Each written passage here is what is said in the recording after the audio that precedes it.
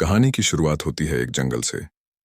रात्रि का समय होता है। इस विशाल जंगल में दो सेवक कोरन और थेवन लकड़ियां इकट्ठा कर आग जला रहे होते हैं। तभी कोरन को एक रहस्यमयी डरावनी आवाज सुनाई पड़ती है। कोरन थेवन से कहता है, यहाँ जरूर कुछ गड़बड़ है, और फिर वह उस आवाज की ओर आगे बढ़ता है।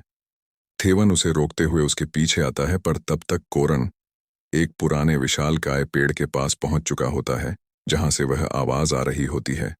जब थेवन वहां पहुंचता है, तब तक कोरन यक्षिणी के प्रभाव से मंत्रमुग्ध हो चुका होता है। वह उसे रोकने की बहुत कोशिश करता है, परंतु वह नहीं रुकता है और उस यक्षिणी के पीछे चलता जाता है।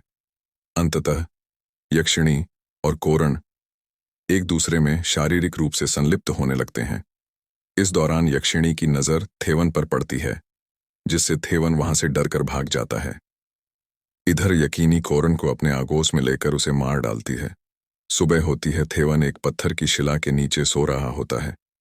अनचाहे कदम और मायूस चेहरे के साथ वहां से उठकर नदी की ओर उसे पार करने के लिए आगे बढ़ता है, परंतु नदी का तेज प्रवाह और विशाल जलधारा के आगे थेवन की हिम्मत घुटने टेक देती है और वह वापस जंगल की ओर लौट आता है।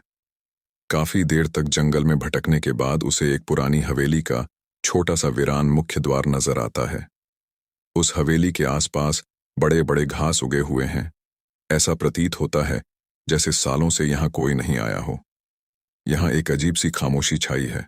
थेवन डरते हुए उस मुख्य द्वार से अंदर जाता है, जहाँ उसे जमीन पर कुछ नारियल दिखाई पड़ते हैं।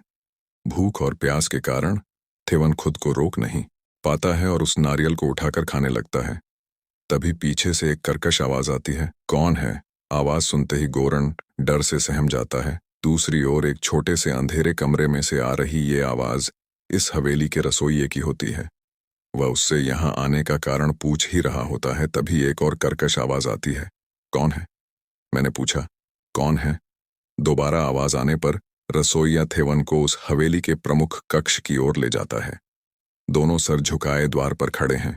तभी सामने के दरवाजे से पैरों में खराम और हाथ में एक पुरानी छड़ी लिए उस हवेली का मालिक बाहर आकर कुर्सी पर बैठता है। पुनः वह उससे उसका नाम और आने का कारण पूछता है। थेवन उसे अपनी सारी व्यथा बताता है और कुछ दिन यहाँ ठहरने का आग्रह करता है।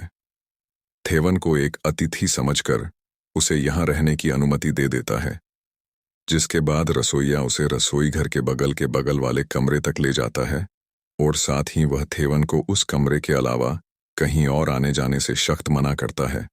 वह उससे कहता है, तुम्हारी ही तरह इस कमरे में एक और आदमी रहता था, जो दक्षिणी द्वार की ओर चला गया था, और तब से वह कभी नजर नहीं आया। रसोइये के अलग बर्ताव और वीरान हवेली की तनावपूर्ण माहौल में थेवन जमीन पर लेटते ही सो जाता है।